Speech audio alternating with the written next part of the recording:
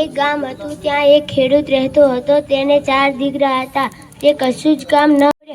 તેણે તેના 4 દીકરાને બોલાવીને કહ્યું, હું તમને આ લીંબુ અને ચમચી આપું છું. તે તમે તમારા મોઢામાં ચમચી પકડી તેમાં લીંબુ મૂકી અને 4 ભાઈઓ અલગ અલગ દિશામાં જતા રહેજો. જ્યાં લીંબુ પડે ત્યાં ખુદાઈ કરીને દેખજો, ત્યાં તમારું ભવિષ્ય હશે.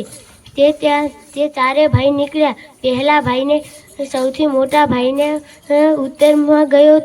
તેને લીંબુ પડ્યું. તેને ત્યાં લાકડા મળ્યા.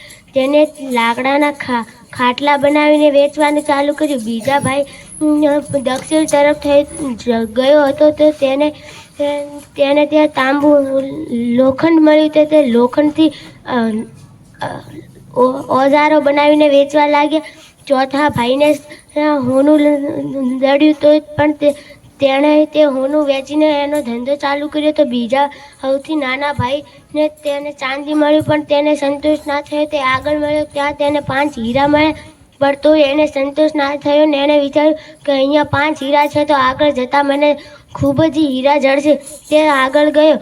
ત્યાં તેને એક ગુફા આગળ લીંબુ પડી ગયું. તે લીંબુ તે ગુફામાં ગયો. ત્યાં એક શ્રાપિત ડોશી હતી. તેને શ્રાપ મળ્યો હતો. તેણે ખૂબ લાલચ કરી દીધી. તે માટે તેને શ્રાપ મળ્યો હતો કે જ્યાં સુધી કોઈ બીજો ઇન્સાન ત્યાં નહીં આવે ત્યાં સુધી તેનો શ્રાપ મુક્ત નહીં થાય. ત્યારે તે ભાઈ ત્યાં પહોંચ્યો તો ડોશીએ તેનો શ્રાપ એ બીજા ભાઈને આપી દીધો અને ડોશી ત્યાંથી ચાલતી બની. શ્રાપના કારણે તે ગુફાની બહાર ના આવી શક્યો અને અંદરને અંદર રહી ગયો. આ વાર્તામાંથી બહુ જ મળે છે કે આપણને ગમે તેટલું મળે પણ આપણને સંતોષ થતો નથી.